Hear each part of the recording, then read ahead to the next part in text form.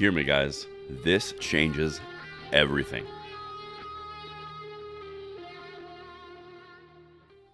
Welcome back, brothers and sisters. I am Braden. This is Langley Outdoors Academy, and thank you for stopping by. All right, guys, tonight's video is going to be a little bit different than what I had planned. I'm going to be honest. This kind of caught me off guard. This whole Roe v. Wade thing, we're a Second Amendment channel. We aren't going to talk about that specific part of it because that's not our audience. That's not our thing. However, it is directly tied to exactly what we always talk about, the Second Amendment push. And I'm going to show you why this is a game changer on a few different ways, which are directly related to the Second Amendment and our fight every single day. Buckle up. Let me know what you guys think in the comments field below. And if you are as amped and ready for this fight as I am, because it's about to get real. Now, I'm sure some of you guys are thinking that I have a new hat. You are correct. I have a new hat. I love headwear. But we're not here to talk about my new headwear. We're going to talk about this situation. Okay. So, the Roe v. Wade decision got leaked. That's a thing. That's a terrible thing that it got leaked, and the Supreme Court kind of got invalidated in that secrecy thing. Okay, that's over here. Here's what we're going to talk about, and this is really important. Everything that we fought this year on, we were fighting earlier this year. Remember, right when Biden got inaugurated, okay? We were fighting on packing the courts. We were fighting on getting rid of the filibuster.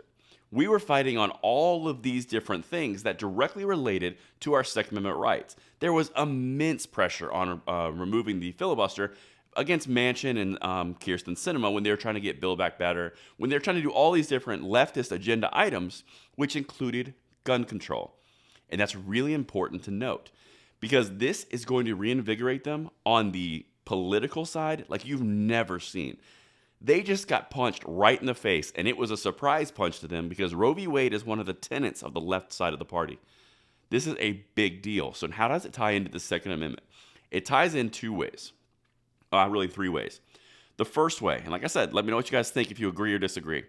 The first way, you are going to see an all-out push to get rid of the filibuster so that they can get some of their things passed, particularly legalizing abortion federally across the board in a perspective of this is now law. The Supreme Court made this decision. Well, we're making it law. Opens up a whole different thing, but that's what you're going to see first. Pressure on that filibuster, which ties directly into the Second Amendment when the Bruen versus New York City case comes out. Well, then they're going to have to push that as well. They get rid of that filibuster. All of a sudden, they can get all their dreams with gun control. Very important because, like I said, everything has changed by this. They were stymied. They were stuffed. In fact, we were growing in gun rights, as we still are. However, now with the pressure to get filibuster out, which will come, you're going to see an increased attention, and we have to fight every day. If you guys thought you were committed before, it's time to buckle down now.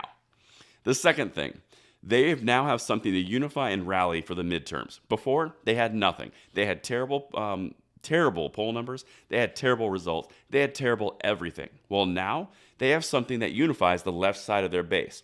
I don't personally agree with it. That's not my place. That's not what we're talking about on this channel. They now have something to unify on the left. This is something that they didn't have before, but now we need to come out and be even more unified than ever because the fight is about to get really real. I'm just saying, I'm 35 years old. I have seen a lot in my lifetime, and they are going to be big mad on this one. They already are. That's the second thing. The fight is real. You need to activate, and we need to be really ready to fight in November because this is a big deal now. The third thing, the growing gun rights across the country have really insulted them in their right manners. They know better than we do. Of course they do.